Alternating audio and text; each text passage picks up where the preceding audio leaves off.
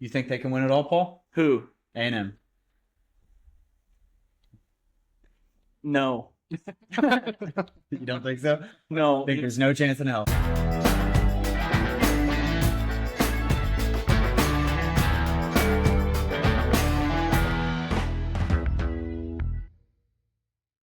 Gentlemen, ladies, welcome back to episode 3 of the Garage Gang podcast by your hosts, Brandon Reeves, Tanner Knight, and Dalton Parrott. Paul, to my right. Let's start this off with a little bit of teaser. Tanner, what do you got for us? Got an interesting question for you fellas today. So if you could have one of your favorite professional sports teams, this includes college football, so this can include your college football team. If you could have one of your teams make the playoffs every single year for the rest of time, who would it be? The only catch here is every other team you root for sucks for eternity. They'll never make the playoffs. They'll barely win any games. But which team would you want to make the playoffs every year? That's so tough. Let me dive in here. Okay. My pick's Oklahoma. I'm a Cubs fan and a Sooner fan. You're obviously a bigger Sooners fan. It's got to be Oklahoma because the Cubs are good once every fucking 10 years anyways. You know what I mean? I already live it. Yeah. So it's got to be the Sooners for me, without a doubt. Oh, man. Cubs already suck. Doesn't matter. Yeah. It is what it is. That's so tough. I think my heart's leaning Cowboys just because they've been bad for so long. Is like, I can't imagine a world where they make the playoffs every year. I mean, the Aggies haven't made the college football playoff quite a while, if ever. Like they have. But I don't know, the Cowboys not making, like a NFC championship game since I've been alive. It's weighing heavy on the heart. I'm getting sick and tired. I think I'm going to go Cowboys. Of course, I think Rangers for me would be like the third on the list only because they just won a World Series. So, I got that taste out of my mouth. Yeah, it's recent news. Yeah. Feels good to have that in our pack. I think for me, it's probably Cowboys. What about you? For me, it would probably be the Stars, dude. Oh, it's just because playoff hockey is so much fun to watch. Like, I love, even though I've only been a hockey fan for 4 years. Yeah. But the Stars have been good basically all those 4 years. But they're already doing it. They're going to the playoffs every year.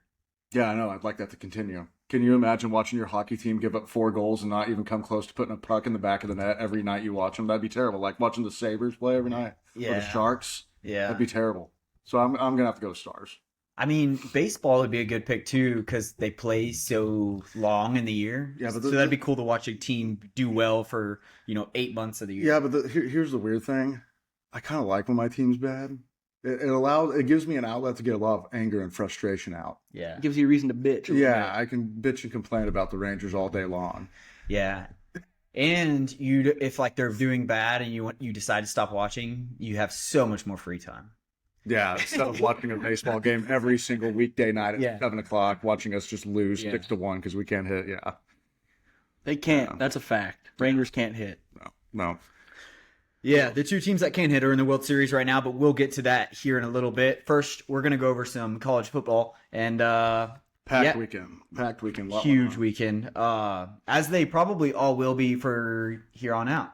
But let's go over the ranked teams that lost first like we did last episode. So, starting us off Saturday morning, number 18 South Florida lost to unranked Memphis 34-31. I called this last week. If you listen to episode 2, I said Memphis lost to UAB last week, and because of that loss, this game with South Florida, who was favored heavily, was going to be close. And it was close enough that Memphis was able to pull it off.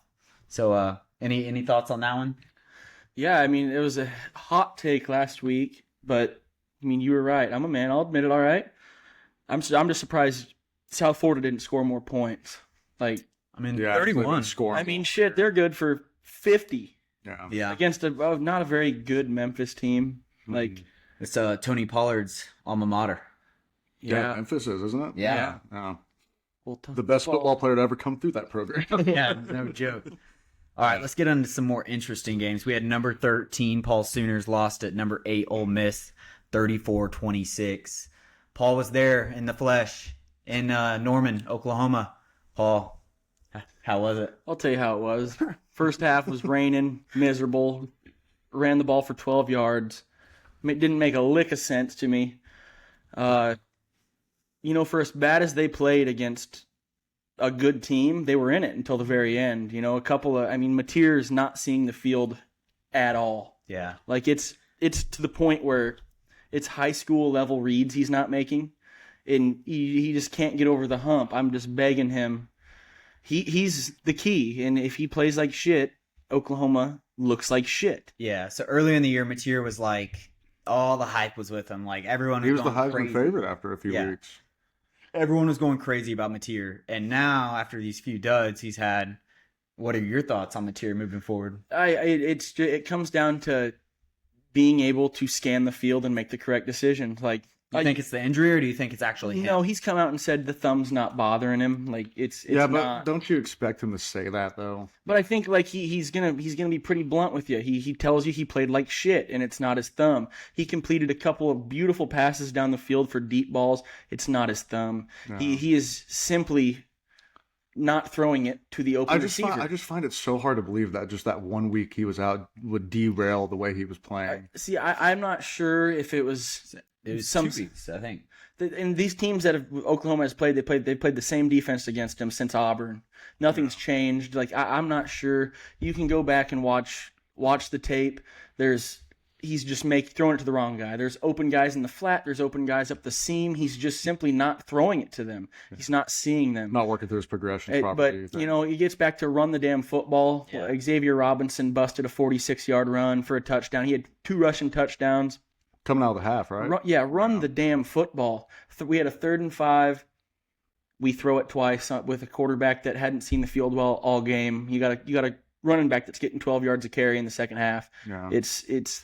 I just think that comes back to running the running game hasn't been working all year, so they trust John. A week before they ran it well, and they showed some promise. They're putting the ball in John Mateer's hands. They're giving him a chance. Yeah, I like that. Oklahoma started 3 true freshmen on the offensive line this week.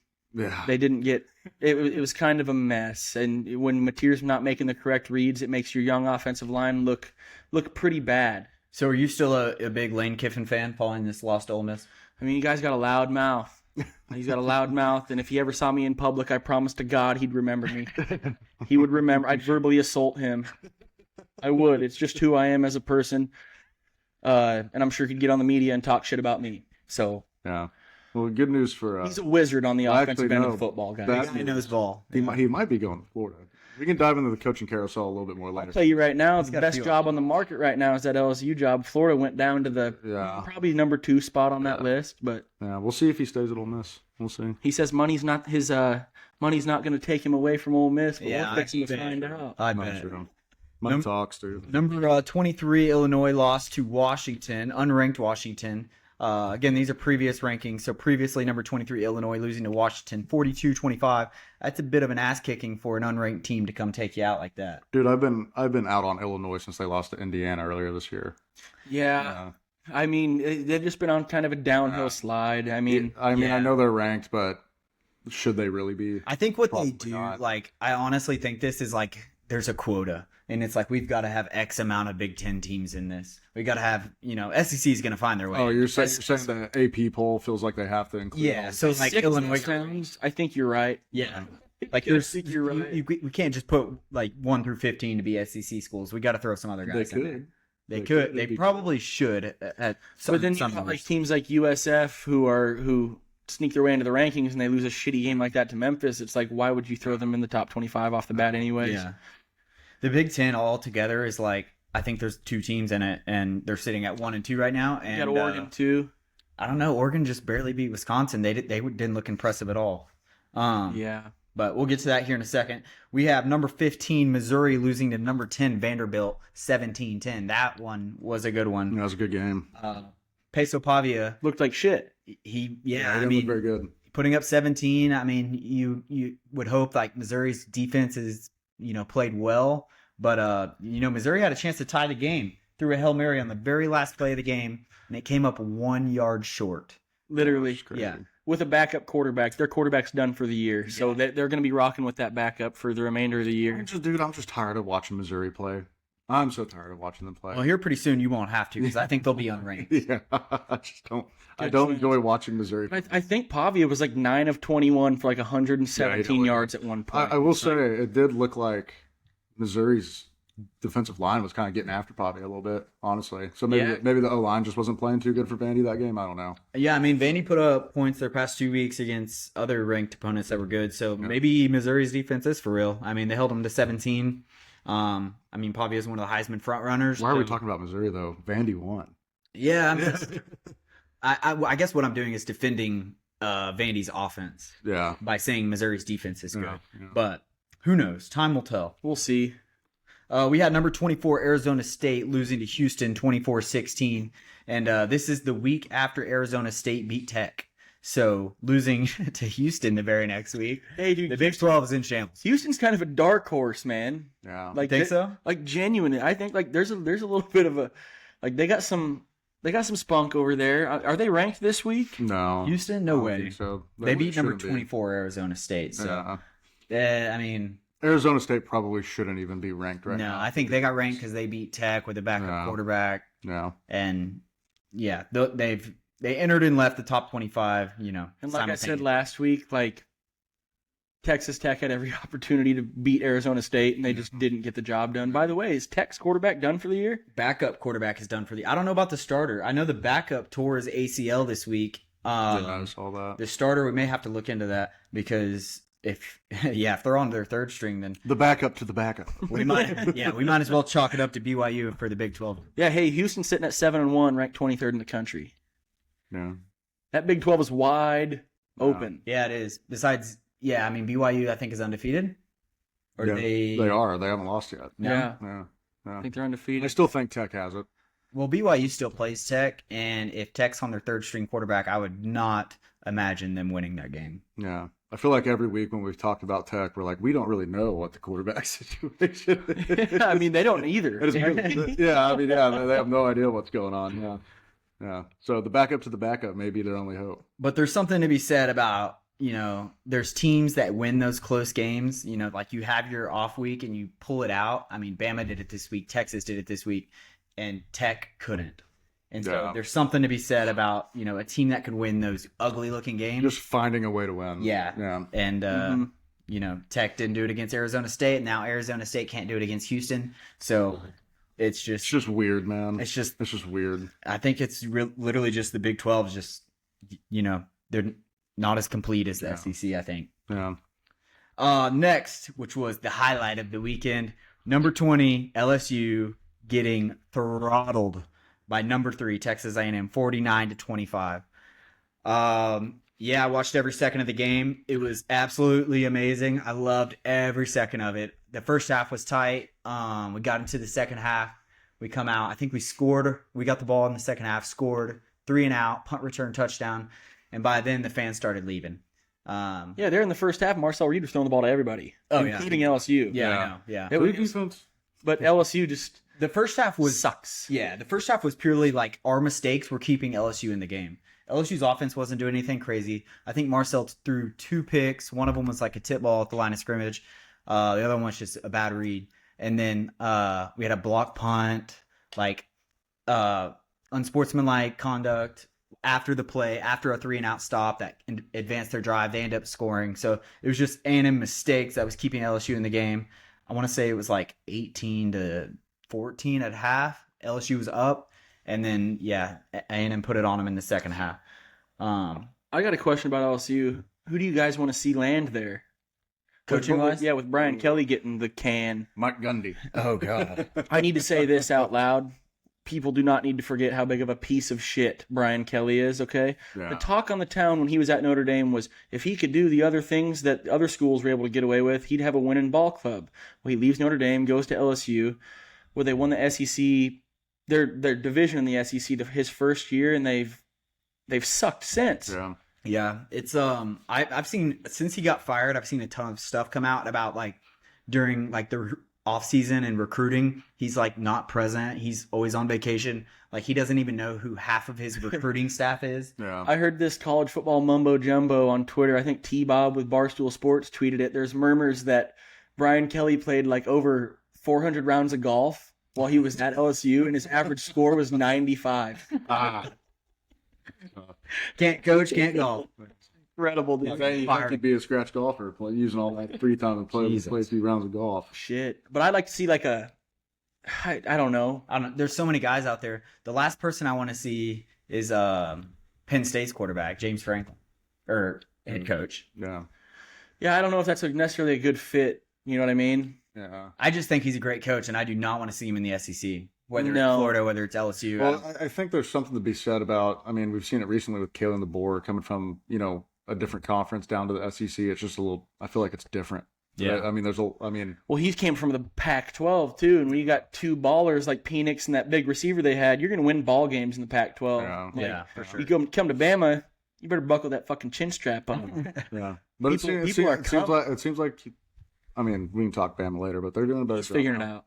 Speaking of Bama, number 4 Bama escapes South Carolina 29-22. That one went down to the wire. It was South Carolina was winning the game for the majority of it, and then I think Bama drove the field pretty late. I want to say they scored with a little less than 2 minutes left, forcing going up 7, forcing South Carolina to try to score to tie it up. And Bama prevailed.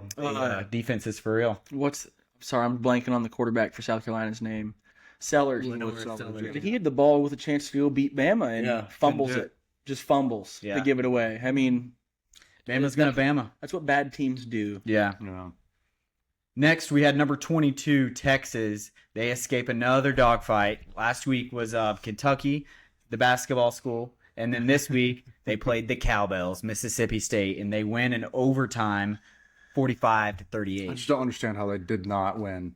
I'm going to be 100% honest with you guys. I know I don't have any ground to stand on here with Oklahoma. I mean, Oklahoma lost to number 6 Ole Miss, okay? Yeah. And they played like shit and they were still in it. I'm still catching heat from Texas fans. I can't catch a break, man. It's never ending. God forbid they just leave me the fuck alone. So I'm not going to leave them alone, all right? Well, you know what? That team, they beat OU. It's a rivalry game. Like I said, I've seen Oklahoma favored by 20 and lose. I've seen Texas favored by 20 and lose. Texas sucks. They suck. They absolutely suck. And I think Jeff Lebby is cooking something down there in Mississippi State. I'll flip my narrative on them. Like Cowbells are ringing. Yeah, Jeff Lebby, he's going to have an offense one day, and they're going to be scary. They're a good team. They're about a year away. But Texas, man, I've got a bunch of Texas fans listening, and I want all you guys to know I fucking hate you guys. Well, From the bottom of my heart, I hate every one of you. Their luck's about to run out. Their remaining schedule does not look pretty. Let's go. I want to say they have Vandy. They've got Georgia, or is that y'all? We don't have Georgia. It might be Georgia. We get Bama on the road. I want to say it's like Vandy, Georgia, or how many weeks are left? 4? Vandy, Georgia, Arkansas, A&M. And, I'm not the biggest A&M guy either, but I'd take a 50 burger from the Maggies. Vandy, Georgia, Arkansas, and A&M. Yeah, Vandy, Georgia, Arkansas, A&M. So their luck is running thin. You play like that against, well, you could probably escape Arkansas, but you do what you did the last 2 weeks against any of those other 3 teams, they're going to throttle you. What did I say last week? They win the ugly ones. They won 2 ugly-ass football games in a row. Well, they're about to lose some ugly ones. I mean, if I'm UT, Lord willing. If I'm UT, I mean, obviously, all these games are scary for you if you're the University of Texas. I think they escape Arkansas.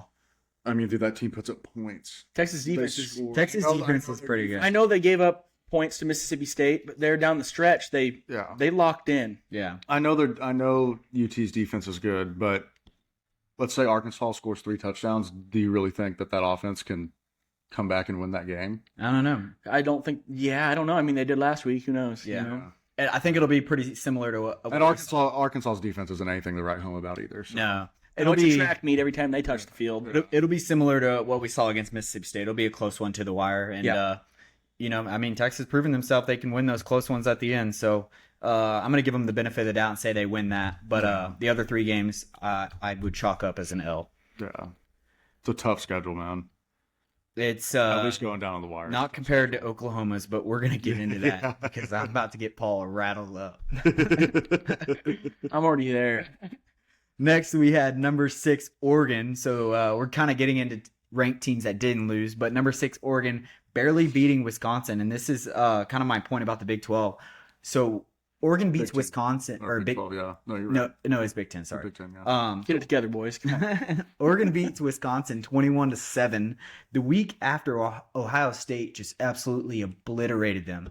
So for me, it's like you have to, if you're the number 6 team in the country, you have to make a statement win against teams like Wisconsin. And a 21-7 win, Not a statement win. no, you beat them by 2 scores.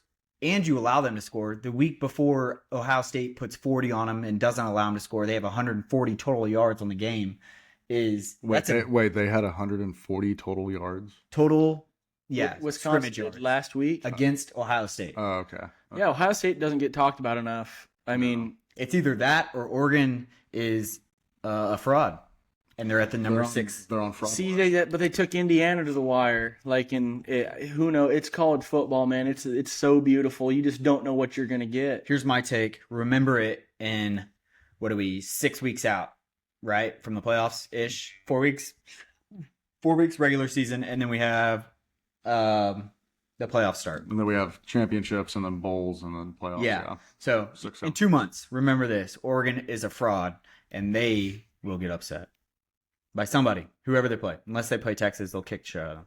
I think whoever doesn't make the Big Ten championship benefits.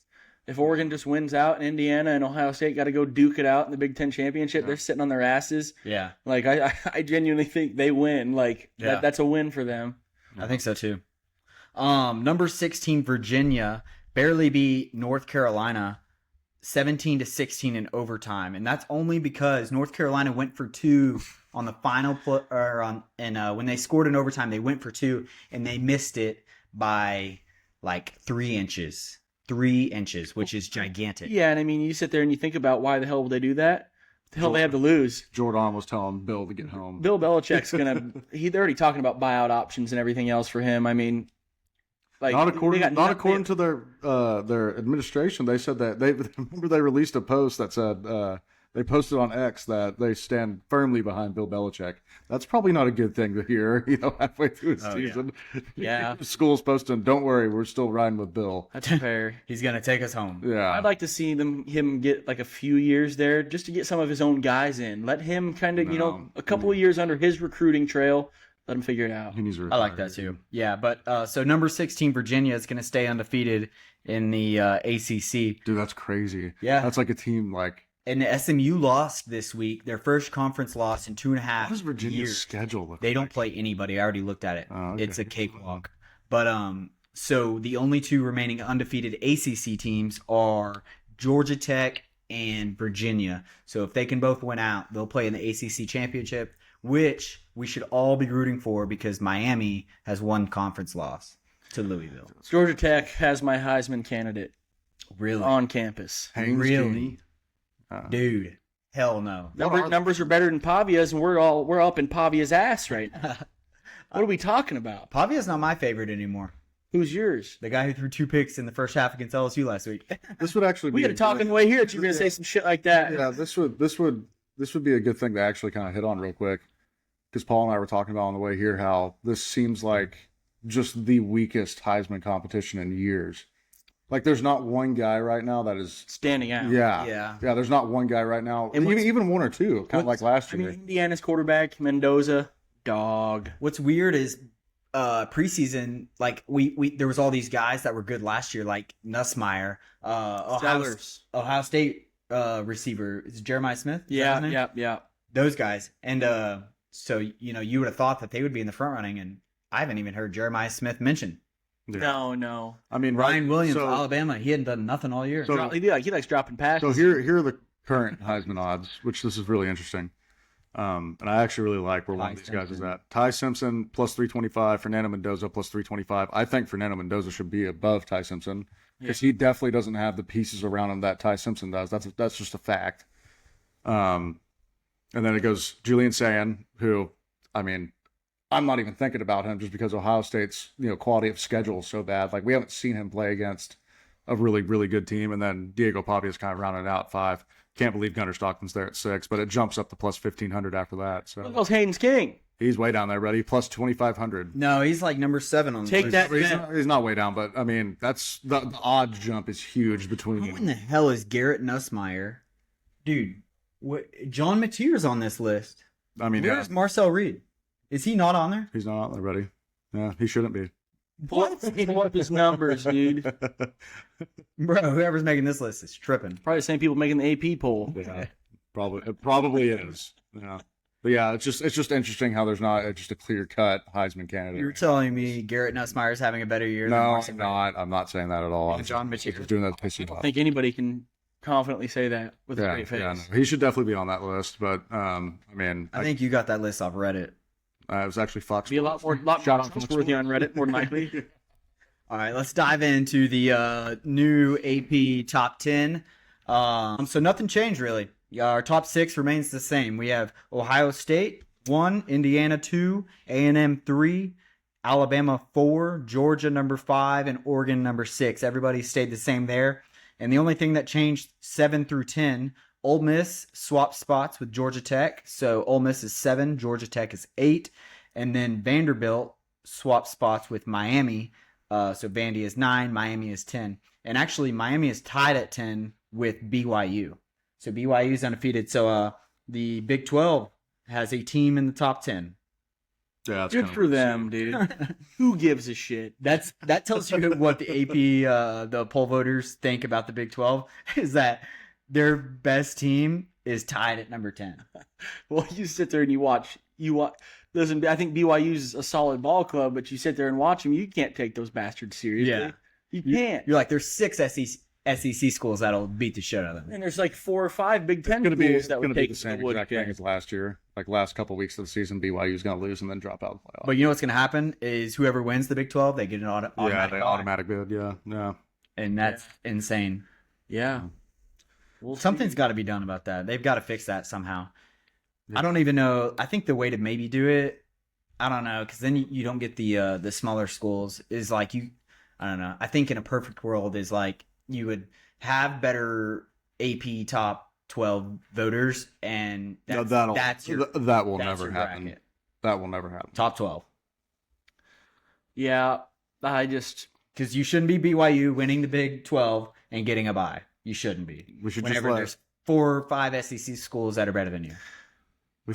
I agree. I agree with that. I genuinely do. Like, if you win your conference, that's an automatic bid. You've earned it, right? You go out and win it, but then you got to reassess. Let's reassess.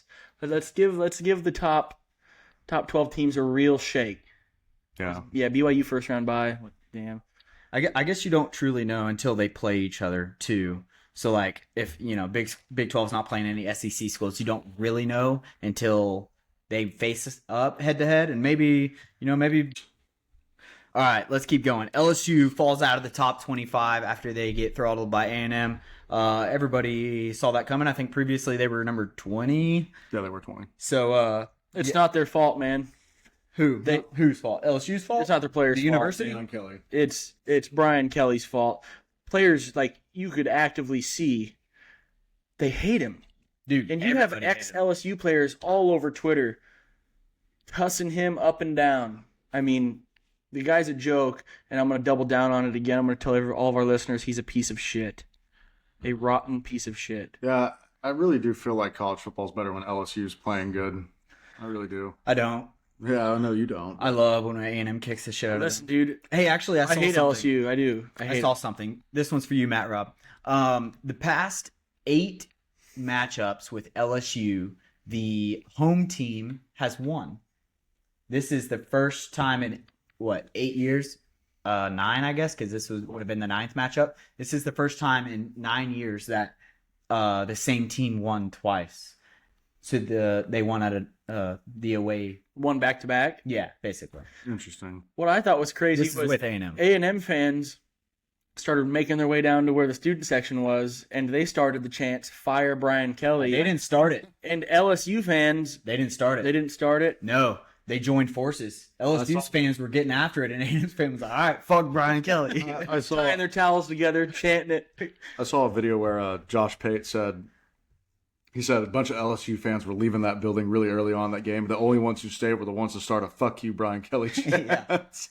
Man, imagine walking off the field, your last game in Death Valley. Now just imagine Brian Kelly sitting on his ass with $50 million for doing the just payout? shit. $50 million. 50?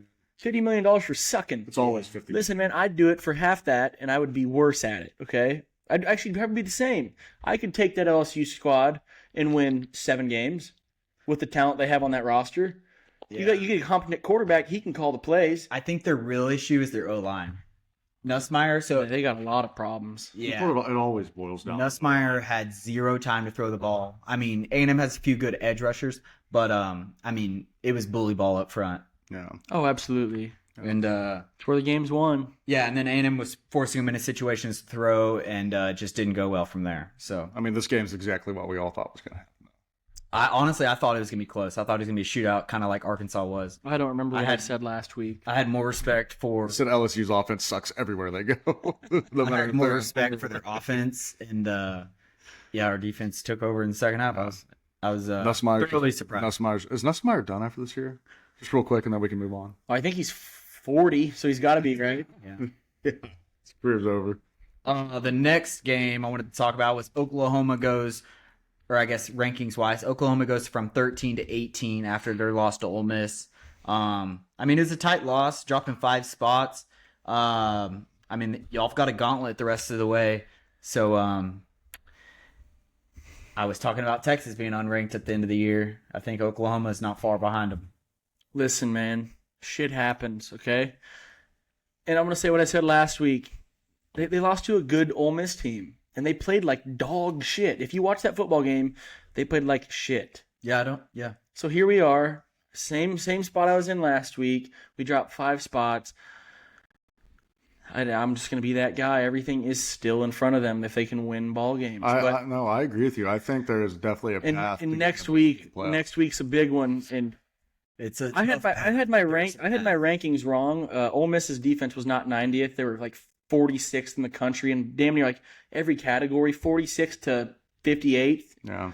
This Tennessee defense is hot dog shit. Yeah. Like You hot think it'll dog be a shit. shootout? They're ranked like 100th in like rushing yards, and Oklahoma has found a run game. And with the way Mateer's been playing, I think you're going to get a heavy dose of it. Yeah. Yeah. we'll see. I don't think it'll be a shootout against Tennessee. I think it'll be a really good game. I do think if Mateer can figure it out, and then y'all play Alabama and somehow pull off a really good win against them, and then all you have to do after that is beat Missouri and LSU. Yeah, like those are like my for sure 2 wins left on their schedule. Missouri can't. Missouri's got a backup quarterback now, so And they just don't score enough points. Like Oklahoma's defense, like they're good.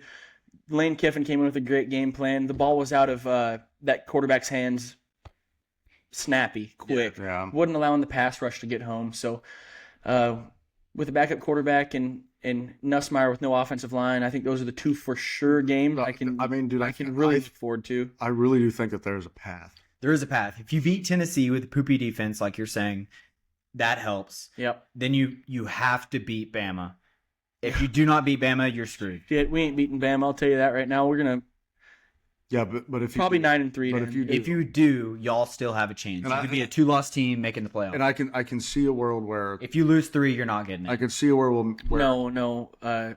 That loss to Texas hurts because they suck. Yeah. If you lose, you have to beat Tennessee. You basically have to win out. But the 2 big ones are Tennessee and Bama. you do have to win. And then you have Both on the road, by the way. And then you have Missouri's backup quarterback, and you have LSU with they don't have a head coach. Their O-line sucks. They can't score. So Yeah. If OU goes into Knoxville, beats Tennessee, and then goes into Tuscaloosa and beats Alabama, there's definitely a conversation to be had as to why I'm going to be a miserable fucking prick on this podcast if you do that. as to why y'all deserve to be in the playoff. And you know what sucks, Paul? You know what really sucks? Even if y'all do that, y'all probably will not get in. no. To a 2-loss SEC team If they with have the 2 losses, resume that we've got, yeah, you'll get what are you in. talking about? I don't know. Yeah, I think 2 I'm losses. just talking shit now, Tanner. I'm fired up. No, I think- I'm geeking. I think 2 losses, y'all get in. I really do. Yeah, I mean, but that's a huge stretch. But with you have the to way- go 4-0 the way out. It boils down to Mateer. If he can just see the field, If he can figure it out. that's it. Yeah. That's all. It's all it boils down to. And it's not like they're asking him to read rocket science. You know, he's reading one defender and he can't make the read. Yeah. Pretty fucking insane. So we should probably chalk it up. LLWW. Sure, whatever you want to say, man, dude. Whatever you want to say, dude. Next, we have Missouri goes from 15 to 19. That's after their loss to Vanderbilt. Missouri with their quarterback going down, they're probably going to continue to drop. I can't imagine. Dude. I can't imagine they. I mean, they still got to play us. They got to play OU. I don't know what the rest of their schedule looks like. I don't know why I hate them so much. I just hate watching them. I really don't know why I hate them so much. I know why I hate them. I just don't care to watch Missouri football. I know why. Back in the day, those old Big 12 battles we used to have with them. Yeah. He used to come in just acting like their shit don't stink. I got a little old joke for you guys. Booger Daniels was their quarterback's nickname back in the day because he was caught picking his beak on national television. Okay, he come to Norman the next week, or he played in the Big 12 championship. Oklahoma just laid it on him. And ever since, Missouri's like, oh, we're better. Since when? Your stadium holds 30,000 people. You're a poverty university. You suck. It's just where I stand on it. No, you know what I think? I think that's why I hate them. Yeah. Suck. I like them. I love when they get I hate their coach. I hate everything about them. How? Okay. I like them as much as I like Mississippi State and South Carolina and Arkansas. You like to see them coming. Yeah. For sure. Yeah. But as far as having to sit down and enjoy a football game on a Saturday if Missouri's playing, I'll sit there and just cuss my TV the whole time. Yeah. Like I wish Vandy was playing anyone else in the SEC other than Missouri this weekend. Yeah, it just wasn't a fun This watch. past weekend. Yeah. Because Vandy laid an egg as well. What'll be fun is next week with Vandy, but we'll get into that. So Texas goes from 22 How? to 20, How? so they went up 2 spots. Man, that fucking Mississippi State squad, boy. How? Like, dude, I don't get it. How? You know why? Because, and this is an unbiased take. So for the Texas listeners, there's something to be said about a team who wins close ball games, and they've done it 2 weeks in a Dude, row. listen, it's like the AP voters are eating bowls of alphabet soup and shitting out their projections. I do agree with you on that. Because there's teams that don't. I don't think that, dude. They barely skated away with a win there. And I mean, the Kentucky And game was even closer. Barely. And I mean, only I counts know snowshoes and at hand this grenades, point, I know at this point they're only going 22-20. I just don't understand how that justifies them jumping 2 spots, barely scraping by. Well, I mean, when you're that Mississippi deep State. in the top 25, it's kind of like, who gives a shit? Yeah, Yeah. know? true. Yeah, we're also getting down to the time of year where it doesn't really You matter. get South Florida losing, they're out of the top 25. That's another reason they jump up. Like, The teams, a few teams in front of them lost. So yeah, it kind of makes sense to that. dude, can I sneak something in here? It's not on our list, but UNT, North Texas, Didn't they beat the crap out of Charlotte or Did they something? get some votes? their quarterback didn't start a single game in high school. I said that episode 1. Okay, threw for 608 yards on Friday night. Crazy. Holy shit! 608 yards, dude. The guy's making throws off of his back foot, 25 yards down the sideline, throwing it to a spot. It is some of the most. It's probably the best story in college football. Like, genuinely, like those Eagles. It's too bad they couldn't beat South Florida or even stay in the game. Listen, man, I don't care if they're on my television. I'm You're watching. watching- you're watching. 100. That mother. You're watching a little UNT Mean Green football. Absolutely. What's his name? Put him up for Heisman. Oh, it's like 600. Messmeyer or something like that. Messmeyer. Shit. Sounds a lot like who- Nussmeier. Is Garrett Nussmeier doubling time between LSU and UNT? He's worth his shit in whatever conference they're I can't in. remember his fucking name. If you haven't noticed, LSU and UNT haven't played at the same time all year. But I love those Friday night games. I like throwing UNT in that spotlight on Friday night and having that big bastard just sling the pill for 608. That's a school record. I think the last time I saw I would someone fucking hope so. saw a quarterback in college have that many yards was Jaden Daniels. It's been a couple of years since somebody threw for that many, I think. Jaden Daniels. Yeah, when he was with LSU. How many are? What was his high game? You think? I You think just it had was to throw a guess on. I think it was like 640. That's fucking insane. That may have been rushing and throwing too, though. Yeah, guaranteed. Quadruple overtime. Okay, let's keep going. So games I'm most excited for. We're most excited for this upcoming weekend. We've got 11 a.m. This one I'm not necessarily most excited for, but it is a big name school game. We have Penn State and number 1 Ohio State. That's at 11 a.m. Ohio State's State gonna is whack some favored dude. by 20 and a half. Yeah, it should be more probably. If betting was legal in Texas, I would take Ohio State to cover that spread. I'm looking I'd at- probably buy some fucking points. I'd take them 26 and a half. I'm looking at the schedule right now, and it just looks in conference. Penn State's 0-4, which I know we know that, but seeing it on paper is just so weird to look The at. fact that they lost to UCLA is just, dude. I can't get my mind wrapped. I'll definitely have it on the second TV. It's Penn State, Ohio State. I'm gonna at least tune in for a second. Yeah, Also at 11 a.m., we have number 10 Miami at SMU. Miami's favored by 10.5. I still think SMU is good. I think they lost to Wake Forest this week, but I would not at all be surprised if that is a close game. No. You just won't ever catch me rooting for Miami in any sport. Yeah. Any sport. I don't give a shit who you are.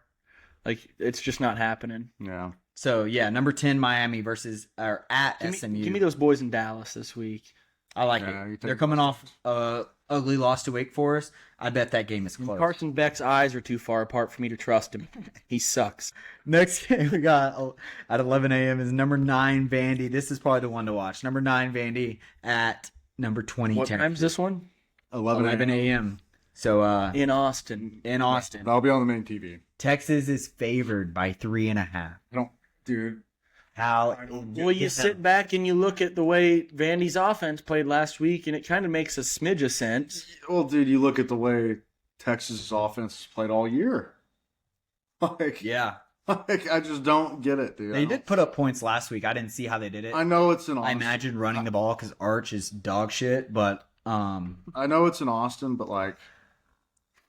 listen, we're giving. I just feel like all we do is talk shit about UT, and I hate talking shit about UT because I don't really have any bias towards them. Y'all have a reason to. Listen, I'm not going to be surprised if Texas wins. I will be 100%. I will be very surprised if Texas wins. Not me. I think, and I was leading up to this. Like, I feel bad talking shit about Texas all the time because I feel like I do it, but I feel like we're giving Austin too much credit for being a tough place to play. Oh yeah. It's not the same as other schools in the SEC. Let's keep Austin weird. A bunch of Kick rocks. a bunch of people that are going to those games aren't even fans of UT. They're just doing it because they're in Austin. No, yeah. They got Matthew McConaughey down there, baby. He's a big fan. I They don't got- know. I just don't think. That's the 11 a.m. game to watch. So, get up early, watch game day, start at 8, be a man. Number 9 Vandy versus number 20 Texas. Turn it on and enjoy your Saturday. let's go Vandy. Next we have at the 2:30 slate is number 5 Georgia at Florida. Georgia's favored by 7.5. This one might be an ass kicking, but sometimes this game in particular is weird.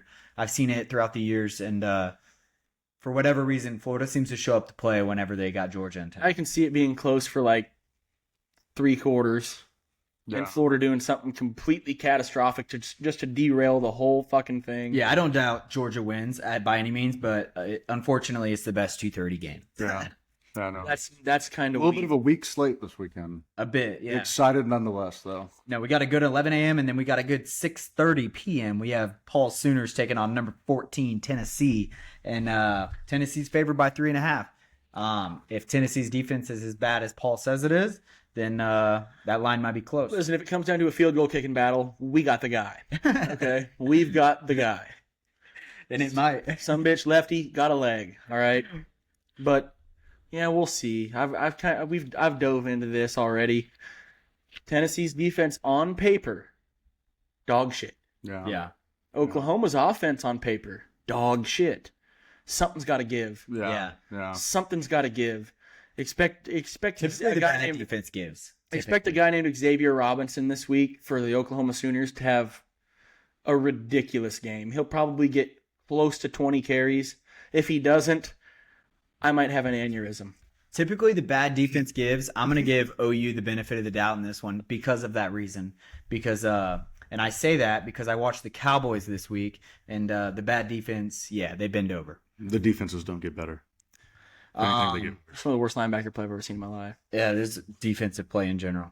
So that is the 6:30 slate, and then we got 9:15. That's the next good game, which is the nightcap. Fire me up. Number 17 Cincinnati at number 24 Utah. That's such a good time. Fire me up. They What a got great Utah time. 7.5 point favorites. Yeah. Dude, give me the fucking Bearcats. You like them? Yeah, outright. Not even to cover that shit. Give me them outright. Yeah. I think honestly that's a great nightcap because it's Big 12 football and Big 12 after dark. Yeah. Maybe they heard my idea. I'll be 30 Miller Lights deep by then, firing off tweets on the Twitter. Follow the Garage Gang Twitter, please. follow the Garage Gang Twitter if you don't already. Paul is heading up that effort and Doing a phenomenal job. releasing just hot dog shit. I'm trying to keep it PG. Paul's, be Paul's, tough. Paul's the ultimate plug god. Follow the twit. The X, yeah. The everything app. So we already touched on this a little bit, but Brian Kelly got fired from LSU this week, rightfully so. Yeah, just a ton of stuff came out about that, about him being a terrible coaching person. carousel's crazy.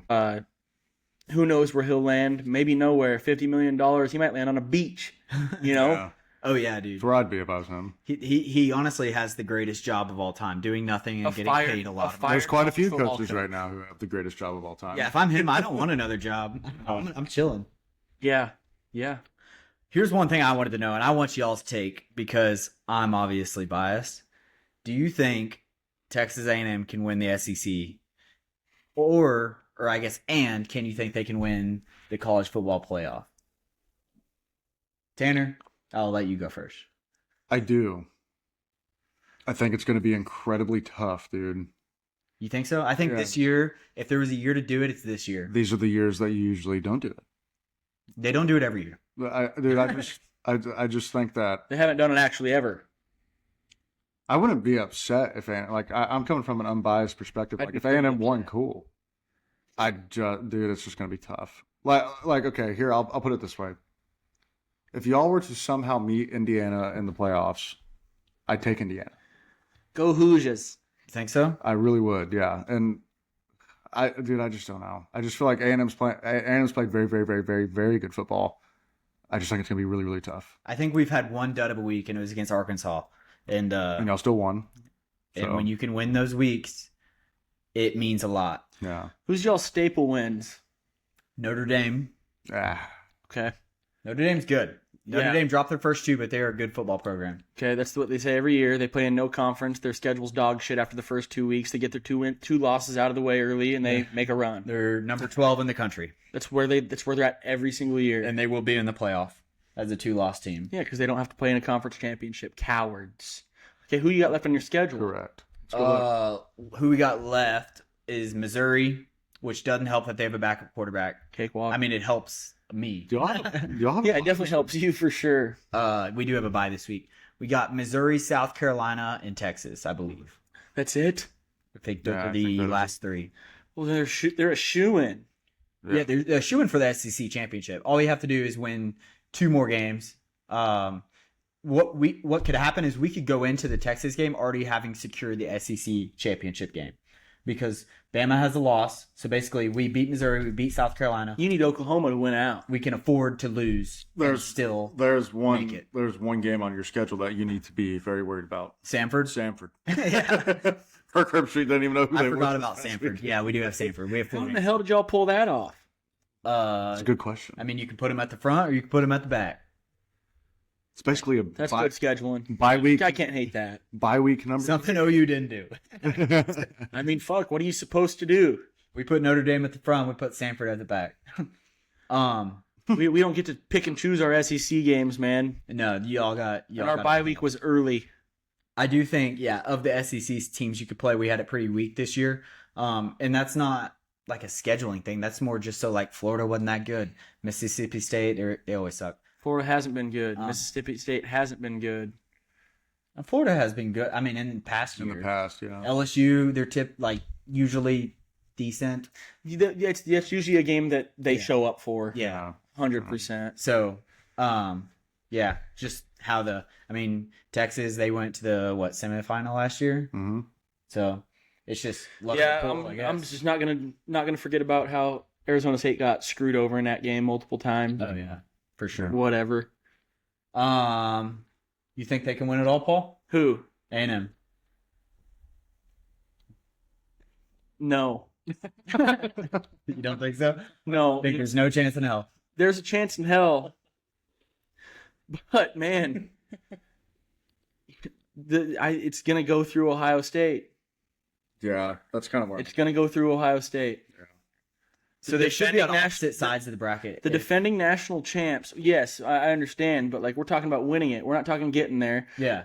Somebody's gonna have to play Ohio State. Yeah. And they should be on opposite sides of the bracket because Ohio State will play Indiana, and that'll put. Which, by the way, if those two make the Big Ten championship, like there's not gonna be a single.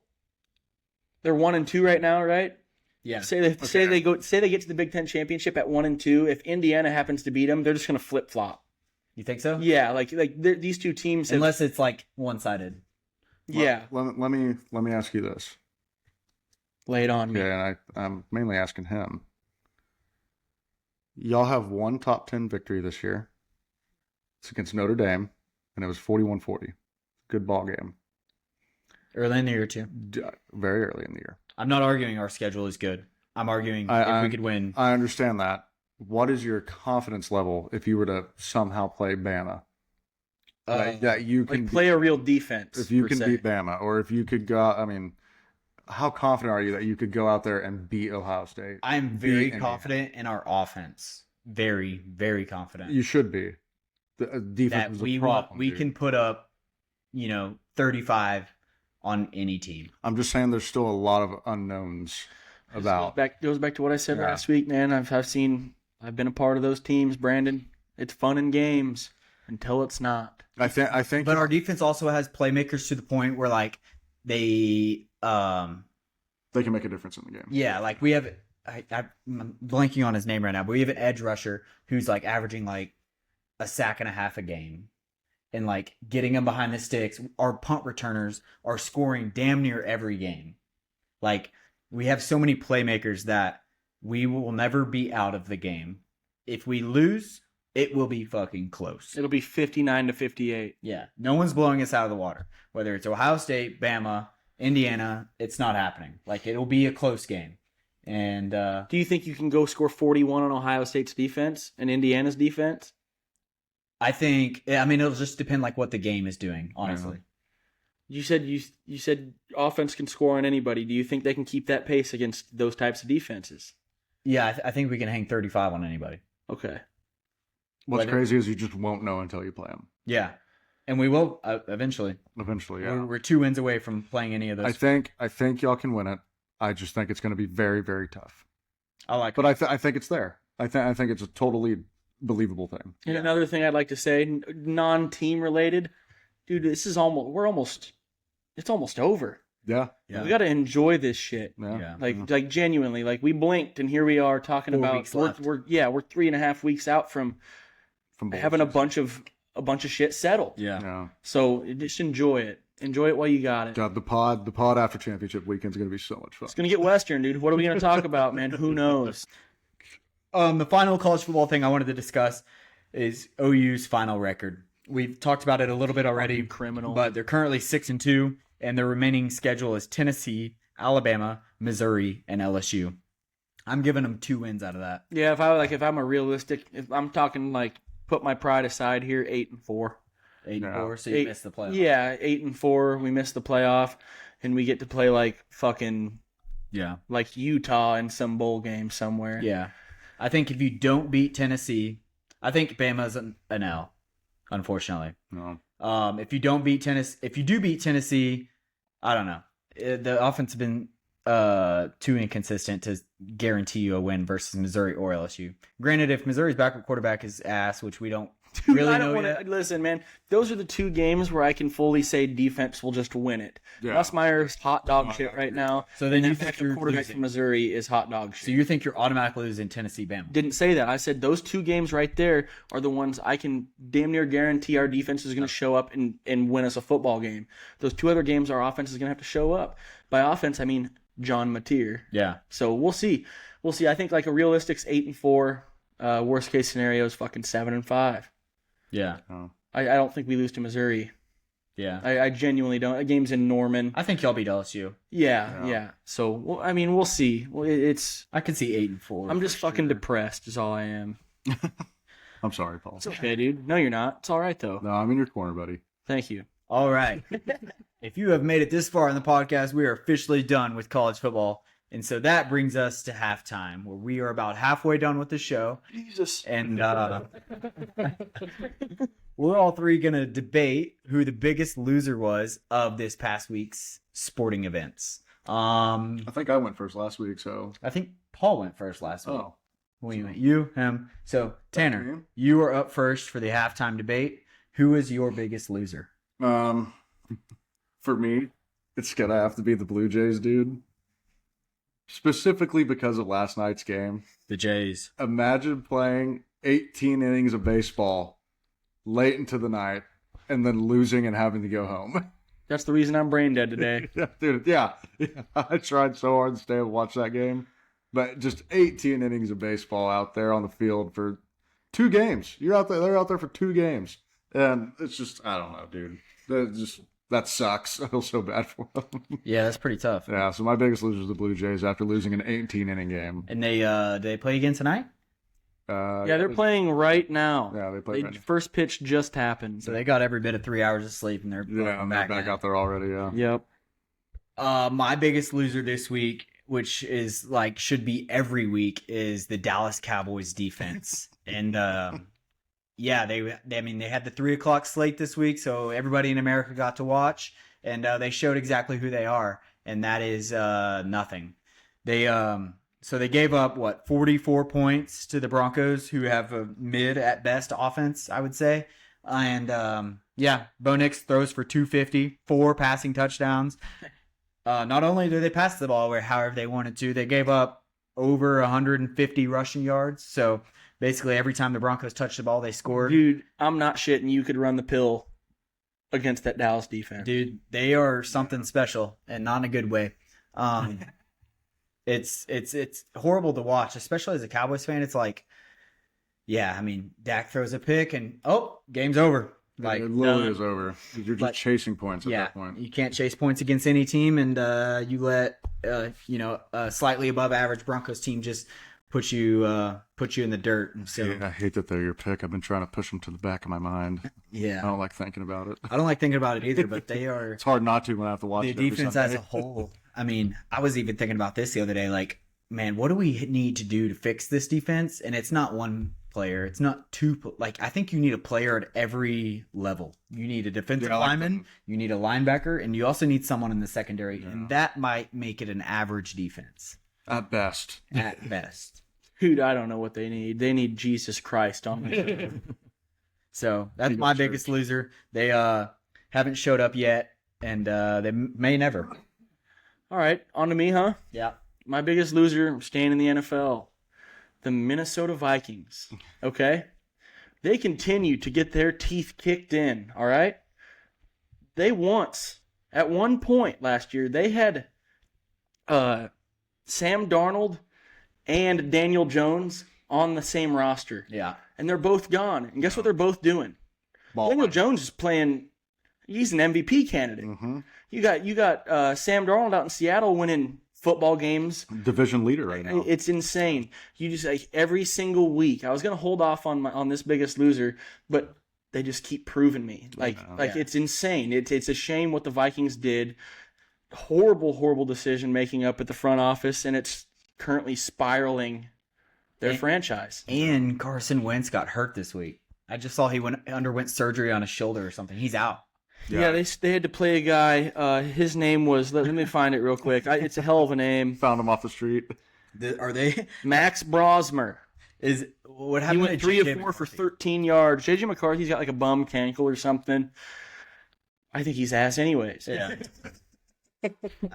I think I saw him throw a total of 10 passes when he played for Michigan. I hope the Cowboys play them. If we're talking about grand scheme of losers, it goes all the way up to the front office for that damn franchise. Yeah. It's bad. No. So I'm going to put out an Instagram poll for the biggest loser. Whoever you think lost this debate, you need to vote for that person. And we've got something special. Where is it? Check that out. Something to wipe my ass with. That's going to look great on Paul's head. It kind of fits his personality. Funny guy. We'll make them wear it during the next biggest loser debate, and whoever wins that. So pick who you think had the worst biggest loser. All right, boys, let's jump into the NFL. We're about an hour in right now. Hopefully halfway done. Hopefully less than that. Yeah. So we got the best and the worst of the weekend. My best, personally, being an Aggie, was Myles Garrett had a 5-sack game against the Patriots. Set a franchise record for most sacks in a single game. No. Yeah, I saw that he was getting a little pissed off at the end of that game. There were some pretty crucial downs that he was not playing in. Yeah. And you just see him on the sideline spike his helmet. Yeah, the man could have had gone for 7 or 8. Yeah. And he had 5 sacks, and they still He got deserves to be on a better team. Oh, I do. If the Cowboys could pick up Mal Jerry, Garrett go get him. somehow, that would make my life. Yeah. The worst, if you can peep the whiteboard, there it is.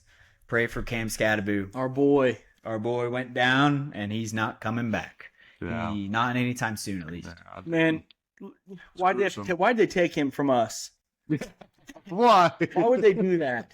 Yeah. Take my ankle. I have no interest in watching the Giants anymore this year. Yeah, I mean, come honestly. He's division rival. I hated to see him go. I'll tell you how tough of a son of a bitch he is. He tried getting up. Yeah, his ankle was completely He tried dislocated. getting up. Dude. What a shame, man. Red Zone showed a close up. They were like, "We're gonna show you this close up. Like, if you don't like seeing this, look away." And they showed the slow. Scott Hanson's like, "Check this out." His ankle's not even connected. Let me feed this to you in 4K. Yeah. And feel terrible for him, man. It sucks. Brutal. I he mean, was barely hanging on. Yeah. he was just slowly growing to be one of my favorite players in the league. Still is. I mean, you just got to expect him. That's a horrible injury, Hope but he bounces back. you just got to hope he bounces back. Yeah, Tough. But an ankle injury like that, it's gonna be tough. that's Carson Wentz-esque. Yeah. He's the one with the bad ankle injury, a couple years ago? Yeah. Or Nick Chubb. He's never been the same Let me since. tell you something. Nick Chubb's injury is way worse than this one. Yeah, Yeah. it is, but it's Nick Chubb's lucky he's walking. Yeah. But prayers up for Who was Scott. the quarterback who he destroyed his leg and was like in one of those? Joe Theismann, No, more recent. I want to say it's like a Vikings Alex quarterback. Smith, Or old Chiefs quarterback. Yeah. I know ball. Yeah, dude. That was terrible. Dude, that was bad. That one was horrible. Yeah. So Dak, we already talked about this a little bit, but Dak had an off game, I'd say. But yeah, the Broncos defense is really good. That pass rush, man. Yeah, most sacks in the NFL. They're legit. Yeah. Dak had no time. And a Sooner is leading the way on the defensive line. Yeah. Nicholas Bonito. They just breed defensive linemen out there. I guess so. Shit. He was even Lincoln Riley era, which is even more impressive that he's having the success he's having right now. Yeah, that just goes to show that Dak has an off game. There's no chance of us winning at all with the defense. Or if we're playing a good defense, like we are absolutely screwed. Yeah. It doesn't matter how bad their offense is. Yeah. Yep. And this upcoming game against the Cardinals has me worried. I feel like we lose against the Cardinals every year. Cowboys are actually favored to win that game. I don't know how. Probably because I think Arizona's backup quarterback is still in. What's the over-under? 72.5 points in that Should game? be. It should. I don't know, but Cowboys are favored by like 2.5. Yeah. Crazy, dude. Holy shit. It must be at home. Trap game. But that's Monday Night Football this week. So, Oh, great. Woohoo. do the Cowboys need to re-sign George Pickens after the year he's having? They need to. I don't know if we'll be able to. According to Jerry, we have a ton of cap space and all the room in the world to make this signing. There's just no way. I don't think so. He played like a wide receiver 1 for 3 weeks, and he's going to go out and get a bag on one. Yeah, he's going to make a lot of money somewhere, and I hope it's not from us because our defense is that bad. It'll probably be like Green Bay or something. Yeah. we need to. Aaron Rodgers gone. Yeah, we can't afford to spend any more money on offense. We've got to get some serious playmakers on defense. Yeah. And Dak's getting old, man. Yeah. He's running out of time. Tail end of his career. Tell Aaron Rodgers that. Yeah. Man's 41. He ain't no fucking Aaron Rodgers, boys. Yeah. Yeah. No, he's got 2 good Achilles. Aaron Rodgers, this is a simple fact, and you guys you can say whatever you want. Aaron Rodgers is simply one of the better quarterbacks we've had the pleasure of watching in our lifetimes. No, I completely agree. It's just a fact of the matter. No, Because you can hate him as a person all you want, but hell of a football player. all he's done is just throw for a gazillion yards. Yeah, still slinging it at 41 years old. Yep. So Danny Dimes, we already talked about him a little bit. He's leading the Colts. They're whatever in 1. They've only have 1 loss. What is that? 6-1, maybe? Yeah. Week 7. You think they're the AFC favorites, or you think he's still the Bills or Chiefs or It something ain't like the Bills, man. There's something wrong with the If Bills. Jonathan Taylor can continue to run the ball like he is, they're definitely the favorites. that? Yeah, that's the thing is they can do it either way. Yeah. Jonathan Taylor. By air or by land. Yeah, It like doesn't matter. yeah, they're gonna hang 42 on you. Yeah. Yeah. The resurrection of Jonathan Taylor is Yeah, something man. that people will write about. It's gonna make the history books. I mean, holy shit. Yeah, it's insane. Every time you look up, he's going for 80. Yeah. Yeah. Like, in some of the angles, like, these defenders look like they have angles on him. Yeah. And he's just gone. Yeah. Yeah. He's just gone. He's an absolute freak. Yeah. And it's kind of weird because he had a year like this a few years ago and then was like nothing. Yeah, then he kind of went through a spell where they didn't have a quarterback. Well, he had an ankle injury too. Yeah. I think last year, the year before. Yeah, and it helps when you have a quarterback, and it helps your quarterback when you have Jonathan Taylor. Yeah. Oh, for sure. Yeah. That run game is definitely just making Elite. Danny Dimes' life 10 times easier. 100%. Yeah. Just a Not taking anything away from Danny Dimes. That's what you need to succeed. You can't expect to drop back 54 times with no run game and win a football game. Yep. Yeah. What's weird is Danny Dimes had Saquon in New York, and now We're talking about that New that- York front office, though. That is the most pathetic shit It's the ever. O-line, too, dude. Yeah. That O-line was a problem. that's They're true. The mean. Colts O-line is legit. They're mean as hell. That's what it boils down to, dude. It always just boils down to the O-line. What's also weird is nothing has changed up front for the Eagles. Yet Saquon, granted, he had a good game this week, but before this week, he hadn't done much. Yeah, slow start. But nothing's changed in front for them. And last year, he rushed for 2,000 yards. I'd have a half mind thinking Saquon was in on the Chauncey Billups bullshit gambling scam. The way he was toting the rock the first half of the season. Yeah. I mean, criminal. He seems a little more like hesitant. He's like not hitting holes as hard. He's like more Le'Veon Bell-esque, where he's like, he gets to the line and it's like dance and then can't really make a decision and gets grabbed. Well, that's what happens when you run the ball with him every other play last year. Yeah. Yeah. Yeah. A lot of heavy workload for Saquon. So with how bad the Cowboys division is, I mean, the Eagles are clearly the front runners, but do you think the Cowboys have a shot at, squeaking into a wild card or something? No. Nope. We are. I don't know if y'all saw it last night. We are in the hunt graphic. The NFC's on Sunday loaded. Night Like, Football. the NFC's loaded. You can see an AFC team sneaking into a wild card with like 9 wins because it's just not as good of a division. Yeah. The NFC, it's it's fucking loaded, boys. Yeah. I guess what division is that with like the Niners, Seahawks, NFC West. West, yeah. They have a few good teams. Out of our division, it'll only be the Eagles. And then Lions, Packers. Yeah. I mean, shit, look out. Yeah. They're taking the wild card. Yeah. Someone from that. Yeah. Yeah, there's no way, dude. I'm just gonna go ahead and answer it. Answer you now. No, Cowboys will not make playoffs. And if that's the case, we should sell everybody. I agree. Do not re-sign George Pickens. Trade George right now. You can trade George right now and get serious draft picks in return. But Jerry will never do that, dude. He won't. Because he's dying. He's gonna want to put a competitive football team out there. At least that's what he thinks he's doing. Competitive? Yeah. Shit. Yeah, that's what he thinks he's doing. They'd struggle winning District 4A. One thing I was wondering about that I want to pick y'all's brain on is what is the real world equivalent to taking a fantasy football quarterback in the first round? So we're in a league. All three of us are in the same league. And we have a buddy who has done this, I think, 2 years in a row, where he drafts the quarterback in the first round. And, it's not against the rules per se, but I'll tell you what it's like, Brandon. It's like wiping, then shitting. That's what it's like. That's what it's like. I mean, worthless as shit. you think so? Yeah. There's no benefit to that. You go out and take Josh Allen and he throws up 30 points a week. Or he gives you 7 points, and in my 5th round, Justin Herbert gets me 25. Yeah. The thing that It's like wiping then shitting. the thing that sucks the most is he's having a pretty good year in our league. I looked at his record the other day and I was like, damn, how in the hell is he beating me? When he picked him in our draft, the first thing I thought, Every year, what an idiot. every year he just could just care less about it either. He could just fucking care less, and I lose sleep over this shit.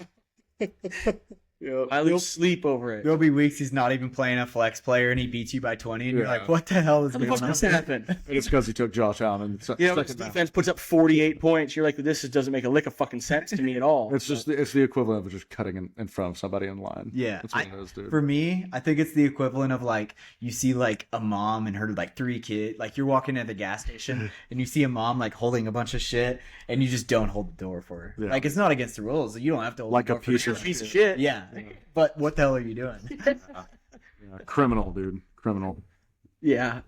By the way, I'm not guilty of that. Okay, I don't know if either one of you are. I'm but not. Let's be better if we are. I'm not. All right. Buddy, I go wide receiver, running back, wide receiver, running back, wide receiver, running back, tight end. I'm wide talking receiver, about running back. doors for Maybe. 3 kids. Yeah, I do that as well. You hold it or you don't. I hold it. Do you help the Oh, gentlemen, dude. do you help the elderly across the street? If they need it, yeah. Yeah. I'll tell you right now, if I'm walking, yes. If I'm in my car, no. Do you I'm get- gonna toot my horn and say, "Go, do you you get on."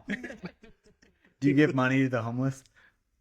If I got a creative sign, I gave a beer to a homeless guy once. I don't. I'm telling you, if like a guy's like holding up a cardboard sign that says "Need beer," sure, $5. You Yeah, go, here you pal. go, Go buddy. get you a couple tall boys and have a good one, right? All right, let's jump over to the MLB. Yeah, so we're currently in the middle of a World Series matchup between the Blue Jays and the Dodgers, And Vlad Jr.'s checked out. and he's still checked out. He doesn't want it. So I think currently it's 2-1 Dodgers. We're recording this on Tuesday. You're playing right now, so it could be 2-2 by the time you see this, or 3-1. 0-0 ball game in the second, by the way. But so me and Tanner thought initially Dodgers were going to run away with this. Wouldn't be close. I mean, it is 2-1. You could still be a 4-1 matchup. No.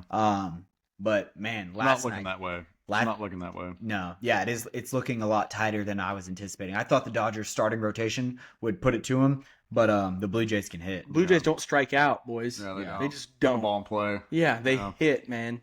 And I think I was the only one who kind of had a little bit of faith in the Blue Jays. I don't want them to win. I don't want either team to win, but Yeah. you know what I mean. I have a little bit of faith. You watch them swing the bat 1 through 9. Yeah, they can They're hit. competitive at bats. They Every can single swing time. the lumber, dude. Yes, They know what they, yeah. They're absolutely. good at hitting. And what a game last night. Yeah. Oh my gosh, 2 games, 18 innings worth. Game 3 went 18 innings deep. Started around 7:30, ended around 2 a.m. And I was up. I turned it off in the 12th. Yeah. Yeah, dude, I couldn't do it. I was brain awake. dead. I'm a sicko, boys. I I'm a was sick brain bastard. dead by the 15th inning. I couldn't watch it anymore. I wanted to so bad. The 'cause those 15th? are like, yeah. Damn. I'll tell you how tired I was. I'm a Freddie Freeman lover, man. The guy's one of my favorite guys in the MLB. Didn't even get a reaction out of me last night when he homered. I just turned the TV off and I went to bed. You were just sitting there like this. Yeah, I just sitting there mouth breathing. Just Freddie Freeman homers the center, and I just sat there, I just went, Are you glad you watched it? yeah. You had to think about that. Yeah, in a way I am. I mean, it's probably one of the better games you'll get the chance of seeing. And I mean, it's not like the extra innings were loaded. I mean, it wasn't like there was 1, 2, 3 innings. They were both teams were threatening damn near every time. It was pissing and me off. It was just weird. And you know, you get some of those middle relievers coming into the ball game that you don't hear about. And they had a lefty. I don't remember the guy's name, but They got him off the street. yeah, Toronto had a lefty last night throwing in like the 15th inning that had thrown like, I'm not shitting you, 60 pitches, and he just was dominating for no reason at all. They were all just brain dead and tired. Yes, I mean, but the real story of this game is Shohei Ohtani. Dude, Shohei is so good. Yeah. I mean, opposite field, pulling the ball. He's got power to every single part of it. What did he have? 2 home runs, 2 doubles? Yeah. Yeah. Yeah, and they stopped pitching to him. Like I texted you guys last night, why in the hell are they still throwing to him? There's some crazy stat. I can't remember exactly what it is, but it's like his last 10 at bats have been walk, double, walk, home run, home run, home run, walk, double.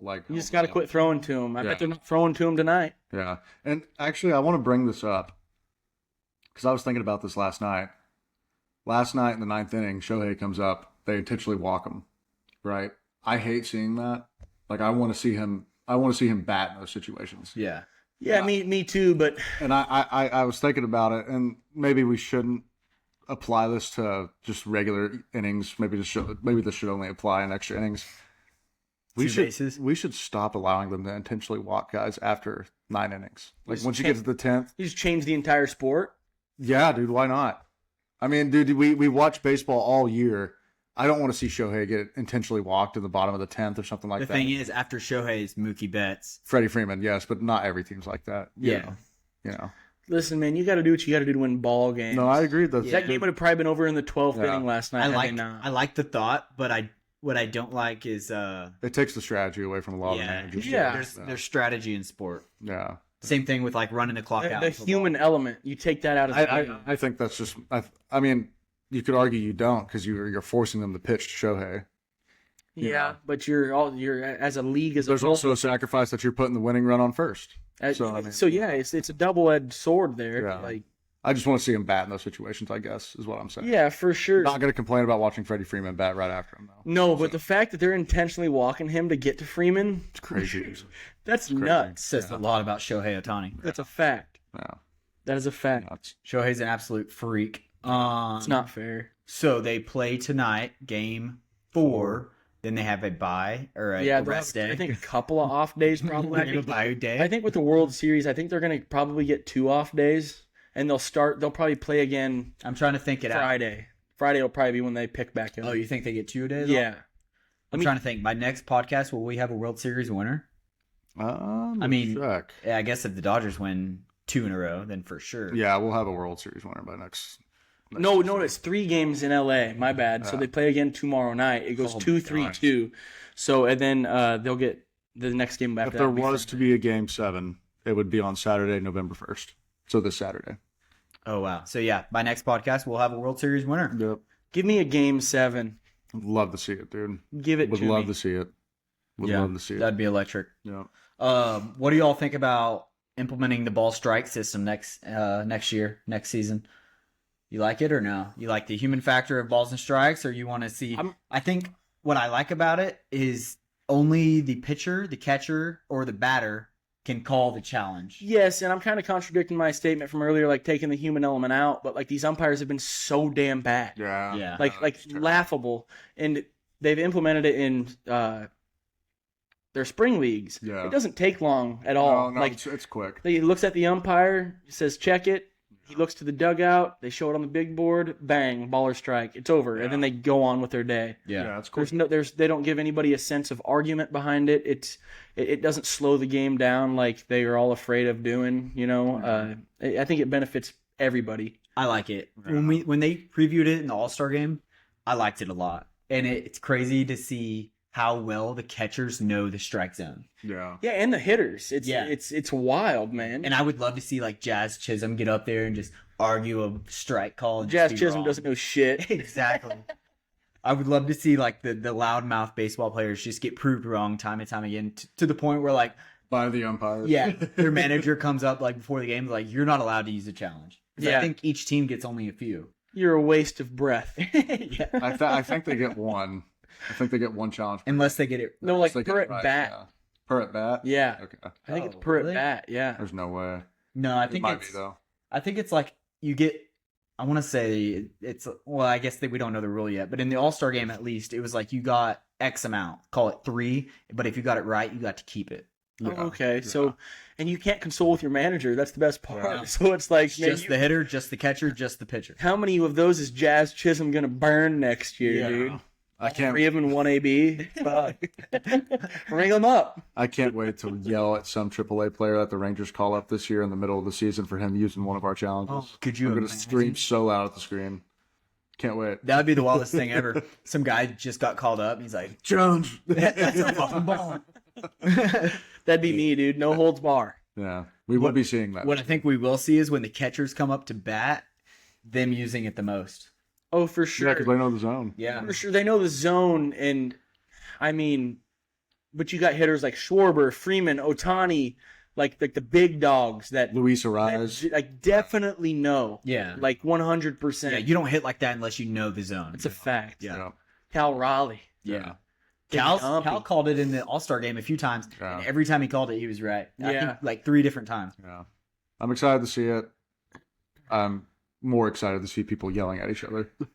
Something I saw during the World Series was Vladimir Guerrero had a dip of snuff in his mouth. And I was like, man, I didn't know that guy dipped. Because he's got the big old cheeks or whatever. They all do. They So, all do. dude. What percentage, I looked this up, what percentage of baseball players do you think dip snuff in the MLB? 75%. 83. It's a very specific number. I'll give you both a hint. It is much lower than that. Is it really? 42. That's closer, but it's still lower. What? Yeah. 34. It's 33%. Not close. It's Now, damn you near run the 100%. numbers on Zinachino's. Yeah, I guess that wasn't factored in because I Bryce Harper does that. I searched tobacco. Yeah. Yeah. Which one's dip tobacco? But still, 1 in every 3rd player dipping snuff. Yeah. That's high, I feel like. Yeah, I mean, especially like 83 would be wild. you got the Cali boy Pete Armstrong that goes out there with horseshoes in his lip. Yeah. And like, well, wait a minute. Every time you turn around, one of them's got a dip snuff, or you see him spit or Josh something. and Smith it's brown. has a softball-sized chaw on his cheek. Yeah, it's like, wait a minute. And you know, it was just they started off of a bad influence when they were 16. Yeah.